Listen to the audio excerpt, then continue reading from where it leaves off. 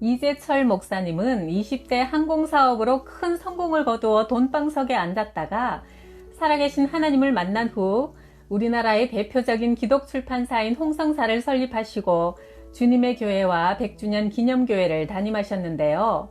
그 파란만장한 인생 이야기를 담은 믿음의 글들 나의 고백 한번 들어보세요. 신대원 2학년이 되던 해 나는 영락교회 교육전도사가 되었다. 새벽까지 책을 보다가 화장실에 가려고 거실로 나왔을 때 어머니 방에 조금 열린 문틈으로 어머니의 애절한 기도 소리가 흘러나오고 있었다. 하나님 아버지, 또 3달만 있으면 이 집을 떠나 다른 곳으로 이사를 해야 합니다. 아무쪼록 알맞은 집을 얻게 해주시고 전세금을 받아 이사갈 집에 전해주는 모든 과정에 조금도 차질이 없도록 도와주옵소서. 그때 우리는 이촌동 제1아파트에 살고 있었는데 1년이 지나자 집주인이 집을 비워달라고 하여 이리저리 집을 알아보던 중이었다. 어머니는 벌써부터 그것이 걱정이 되어 그토록 한밤에 애절하게 기도하고 계시는 중이었다. 어머니의 친정은 구포에서 소문난 만석군이었고 아버지도 사업을 하셨기에 어머니는 평생 고생을 모르고 살아오신 분이었다. 그런데 76세가 되신 지금 전세금 주고받는 일에 차질없게 해달라는 기도를 하시느라 밤잠을 못 주무시다니. 그날 밤 나는 잠을 잘 수 없었다. 창문으로 쏟아져 들어오는 새벽빛을 맞으며 하나님 앞에 무릎 꿇고 기도드리기 시작했다. 주님, 제 어머니가 이제 몇 년밖에 더 못 사실 텐데 매년 손수 이삿짐 사시는 것을 보는 것이 자식으로서 정말 괴롭습니다. 주님, 어머니가 천국 가시는 그날까지 옮겨 다니지 않고 편안히 사실 수 있는 집을 주십시오. 며칠 후 막내 누님으로부터 연락이 왔다. 매형이 사업상 떠맡게 된 3층짜리 집이 한 채 있는데 오랫동안 아무도 살지 않고 비어있으니 1층은 가정집으로 쓰고 2, 3층은 홍성사 사무실로 쓰면 어떻겠냐는 것이다. 하나님은 참 신비한 방법으로 응답하신다는 생각이 들었다. 감사하는 마음으로 마포구 합정동에 있는 그 집에 가보니 대저택이었다. 1층은 우리 가족이 쓰기에 넉넉한 공간이었고 2층에는 홍성사의 편집실, 총무부, 영업부, 미술실 등 자리를 잡고 보니 공간이 남지도 모자라지도 않고 딱 맞았다. 3층은 내 서재로 쓰기로 하고 평소에 내가 쓰던 책상과 책장, 소파를 넣으니 자로 잰 듯 정확하게 맞아떨어졌다. 더욱 신비한 것은 지하실이었다. 출판사에는 책을 쌓아둘 수 있는 창고가 필요한데 당시 홍성사가 보유하고 있던 재고 12만 권을 쌓아두려면 최소한 20평의 공간이 필요했다. 그런데 이 집의 지하실이 22평이었다. 12만 권의 책을 모두 입고시키고 보니 마치 처음부터 홍성사의 창고를 위해 지어진 것처럼 알맞았다. 게다가 3층 내 서재 바로 앞에는 개신교 성지인 양화진 선교사 묘역이 내려다 보이고 그 너머로는 천주교 성지인 절두산이 자리 잡고 있다. 나는 지금도 틈나는 대로 그 두 곳을 산책한다. 그 두 곳이야말로 내 영혼의 정화장이요 영감의 보고다. 목회자로서 이보다 더 좋은 곳에 서재를 가질 수는 없을 것이다. 서재 한쪽 모퉁이에는 조그만 기도실까지 있어 이사한 첫날 밤 기도실에서 무릎을 꿇고 뜨거운 눈물을 흘리며 마태복음 6장 34절을 암송하며 위대하신 하나님을 찬양했다. 너희는 먼저 하나님의 나라와 의를 구하라. 그리하면 이 모든 것을 너희에게 더하실 것이다. 그러므로 내일 일을 위해 염려하지 말라. 내일 일은 내일 염려할 것이요 한날 괴로움은 그날로 충분하다. 나는 외국어대 불어과를 졸업하기도 전인 1970년 네덜란드 항공회사 KLM의 한국 총대리점에 근무했고 4년 후 사업적으로 독립할 수 있는 기회를 얻었다. 당시 태국의 에어 사이암 항공회사가 한국의 총대리점을 찾고 있어 그 사업을 추진했다. 교통부 장관이 발행하는 항공운송대리점 사업면허증은 하늘의 별따기처럼 어려웠지만 손에 쥐게 되었다. 상호는 넓을 홍, 성할성, 즉 널리 풍성하게라는 뜻으로 홍성통상 주식회사로 짓고 조선호텔 사무실에서 호기롭게 시작했다. 2년 뒤인 76년에는 파키스탄 항공회사의 한국 총대리점 계약을 체결하자마자 폭발적인 중동 붐이 터져 한국 근로자들이 구름처럼 중동으로 몰려가기 시작했다. 김포공항은 매일 중동으로 향하는 승객으로 북새통을 이루었고 한 해 20만 명의 근로자가 중동으로 송출되었다. 실로 엄청난 숫자였다. 당시 중동 가는 승객 한 명당 우리 회사의 순수익금은 34,000원이었으니 김포공항에서 360석짜리 전보 747 전세기를 띄우는 날이면 하루 수익금이 1,200만 원에 달했다. 그때 반포 아파트 42평형이 불과 800만 원 하던 시절이니 실로 거대한 금액이었다. 나는 불과 28세에 돈방석에 앉게 되었다. 그러나 막대한 부를 하나님의 뜻대로 관리할 능력과 믿음을 갖기에는 너무나 어린 나이였다. 돈이 쏟아져 들어오자 나는 돈의 위력을 즐기기 시작했다. 하나님은 뒷전이었고 내 삶의 첫 자리에는 늘 욕망이 자리했다. 욕망을 채우는데 돈보다 더 편리한 것이 없었다. 믿음이 없는 젊음에 더해지는 재물이란 독약이었다. 제일 먼저 나는 집을 바꾸었다. 당시 제일 큰 아파트인 동부 이촌동에 있는 78평 아파트로 이사했다. 만약 100평짜리가 있었다면 주저없이 그것을 샀을 것이다. 그 다음으로 벤츠 승용차를 구입했다. 머리 끝에서 발끝까지 내 몸에 걸친 것은 모두 외제로 바뀌었다. 젊은이가 큰 돈을 벌었다는 소문이 나자 사회 지도층 유력 인사들과 저절로 교분이 맺어졌다. 낮이면 골프장에서 살았고 밤이면 살롱과 요정을 누비고 다녔다. 벤츠를 타고 술집에 도착하면 아버지 뻘되는 지배인이 달려나와 허리를 굽혀 영접했고 나는 당연한 듯 그들에게 반말을 썼다.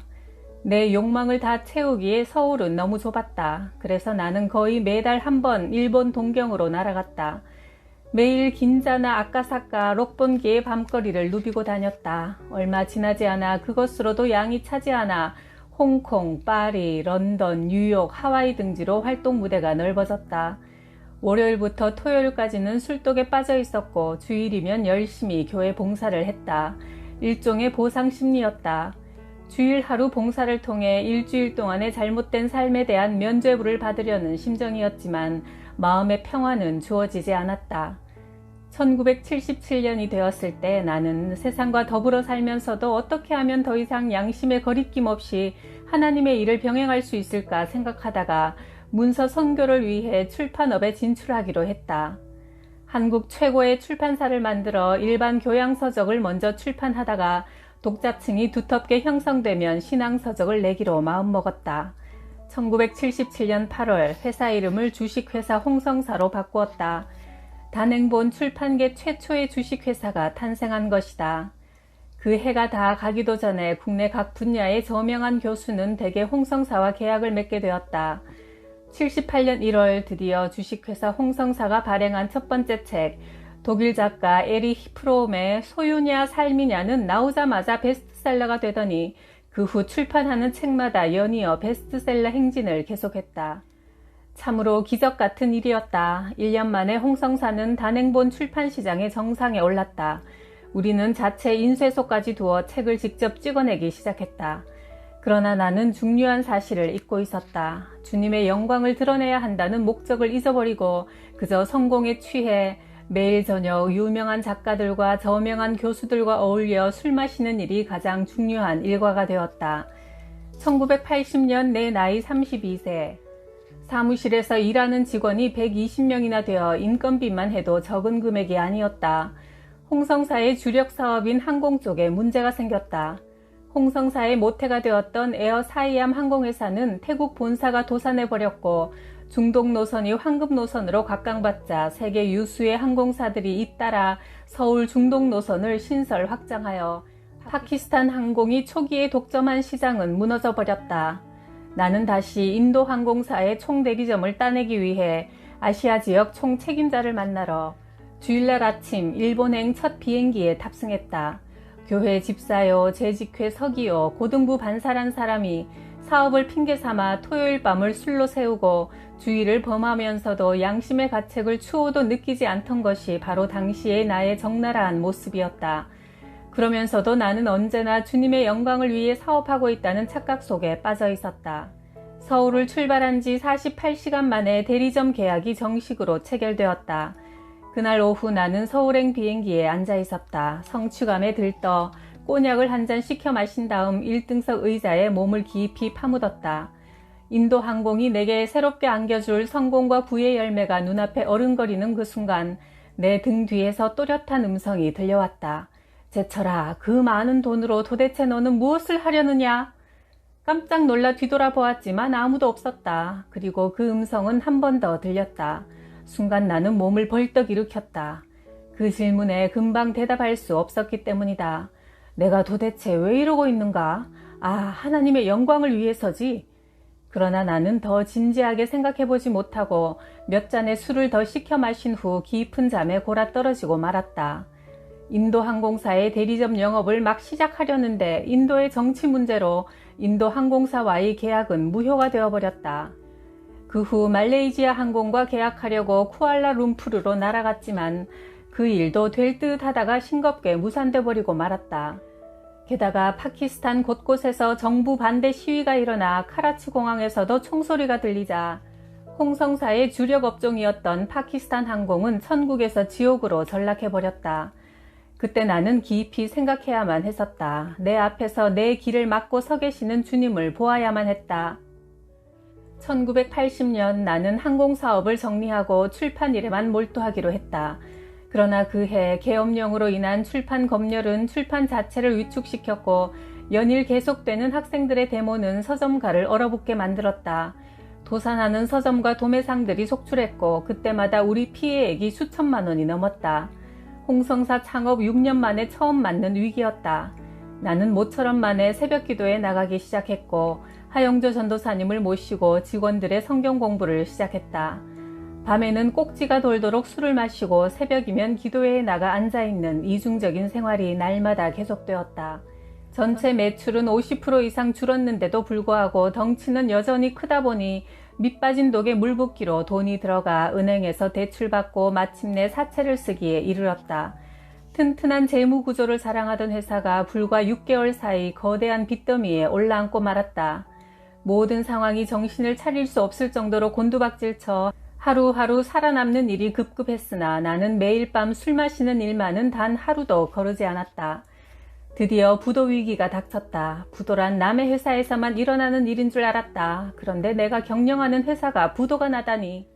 총 부채액이 7억이나 되었다. 당시 30평 아파트 한 채가 3천만 원 내외였으니 30평짜리 아파트 20채가 넘는 금액이었다. 나는 그날부터 타고 다니던 벤츠를 세워놓고 제일 소형인 포니를 타기 시작했다. 사무실 면적은 300평에서 40평으로 줄이고 직원 수는 120명에서 25명으로 감축했다. 돈을 빌리러 이리저리 다니다가 갑자기 내 다리가 저려오기 시작했다. 육신의 다리가 아니라 내 영혼의 저림이었다. 나는 도대체 왜 사업을 하고 있는가? 나는 무엇 때문에 홍성사를 경영하고 있는가? 내가 어떻게 경영했기에 부도가 났는가? 이미 오래전에 나 자신에게 물었어야 했던 질문이었다. 하나님의 영광을 위한 홍성사, 이것 때문에 출판을 시작했고 이것 때문에 먼저 한국 최고의 출판사가 되려고 그 엄청난 돈을 출판에 쏟아붓지 않았던가. 그래서 그동안 대체 무엇을 했나? 한국 단행본 출판계의 정상은 차지했지만 하나님의 영광을 위해 한 것이라고는 아무것도 없었다. 결과적으로 홍성사는 나 자신의 욕망을 위한 바벨탑일 뿐이었다. 인간을 위한 바벨탑이 무너지는 것은 너무나 당연한 일이었다. 나는 집으로 들어갈 수 없어 교회로 향했다. 참으로 오랜만에 진실된 마음으로 주님 앞에 무릎을 꿇었다. 그동안 나의 서원을 잊고 있었음을 회개했다. 그리고 이제부터는 정말 하나님의 영광을 위한 출판을 시작하기로 굳은 결단의 기도를 드렸다. 그제서야 내 영혼의 저림이 멈추었다. 며칠 뒤 누나의 소개로 새빛 맹인교회 안요한 목사님을 만나게 되었다. 5시간이나 취재하면서 얼마나 큰 감동을 받았는지 모른다. 홍성사가 하나님의 영광을 위해 해야 할 일이란 바로 이렇게 하나님을 만난 생생한 간증이 있는 분들을 찾아 격려하고 세상에 알리는 일이란 사실을 깨닫게 되었다. 소설가 이청준 씨가 안요한 목사님의 삶을 소설 형식으로 쓴 낮은 대로 임하소설을 출간하자 당장 베스트셀러에 올라 전국 서점으로부터 주문이 쇄도하기 시작했다. 그처럼 큰 반응이 전국적으로 일어나리라곤 짐작도 못했다. 격려와 감사의 엽서가 전국에서 날아들었다. 전혀 예수님을 믿지 않던 자가 이 책을 통해 예수님을 영접하게 되었다는 엽서들을 받을 때마다 얼마나 뜨거운 감동을 받았는지 모른다. 낮은 대로 임하소서가 출판계에서 선풍을 일으키자 이장호 감독이 영화로 만들었고 대종상의 작품상과 감독상을 수상하여 영화계에서도 돌풍을 일으켰다. 이와 같은 기대 이상의 낮은 대로 임하소서의 대성공은 부도 후 침체되어 있던 홍성사의 분위기를 쇄신시켜 주고도 남았다. 나는 다른 일반 서적들의 발행을 다 중단하고 오직 믿음의 글들 시리즈만을 펴내기로 결심했다.